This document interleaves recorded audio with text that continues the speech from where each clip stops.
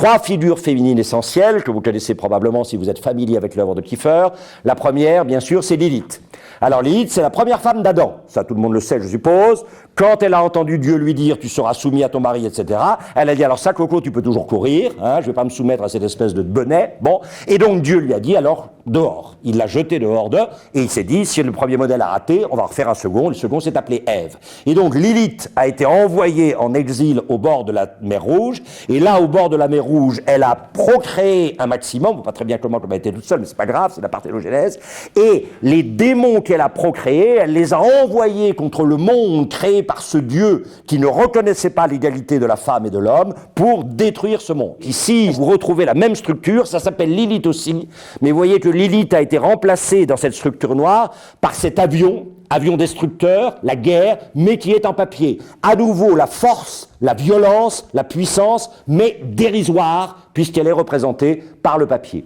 Et puis alors, évidemment, les 2 grandes figures féminines centrales de la méditation de Kiefer sur la germanité.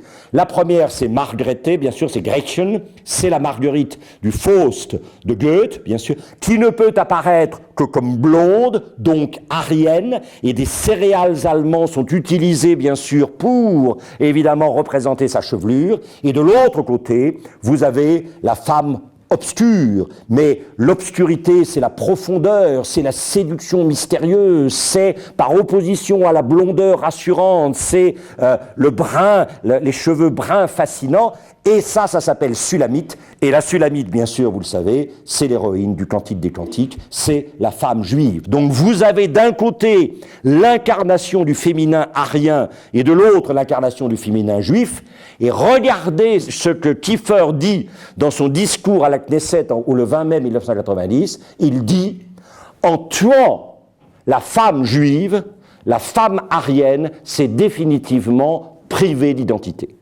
L'identité allemande, c'est le dialogue constant entre la blondeur de l'arien germanique et le brun, le noir, profond et étincelant de la tradition, effectivement, juive.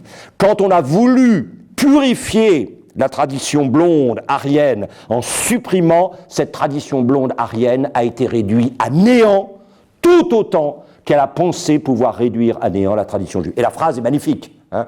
Je parle des 2 moitiés d'un tableau qui ne sera plus jamais un du fait que ceux qui étaient d'un côté ont été assassinés.